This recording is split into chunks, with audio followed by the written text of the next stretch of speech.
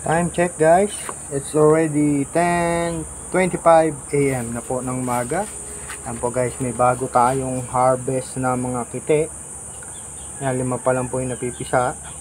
Meron pa doon na itlog, hindi po natin alam kung ilan pa ang mapipisa. Ito, okay na rin po yung blessing na to. May 5 tayo out of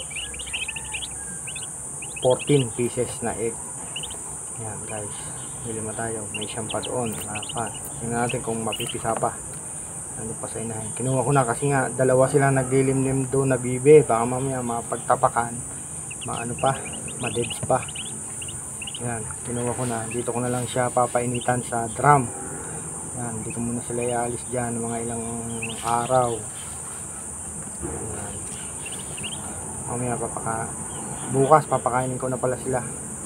Yan. Sa ngayon ang kan lang nila, pinainom ko sila ng tubig na may molasses. Ayan, ito po. Ayan, tubig na may molasses. Pinainom. Tapos mamaya painumin natin ulit para magkaroon sila ng energy. Ayan, 5 po yan.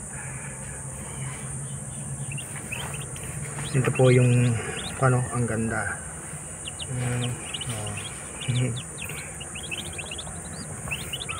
Ayan.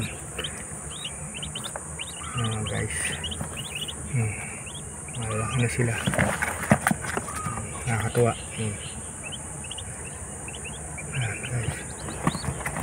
Ang lambot ng balahibo nila.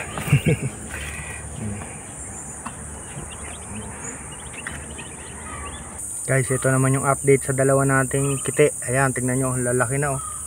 Diba? Oh, tingnan nyo, lalaki na oh. Nakakatuwa. Kahit dalawa sila. Ayan, nabuhay.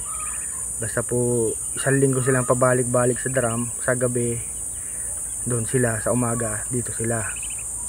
Ayan. Kahit paano kasi doon, hindi sila nalalamigan. Pero pag ganyan kalalaki oh, hindi ko na sila binabalik sa drum. Okay na yan. Matatag na sila sa ginaw. Yan, nakakatuwa oh. Yan, lalaki na nila oh. Guys, tingnan nyo, lalaki oh.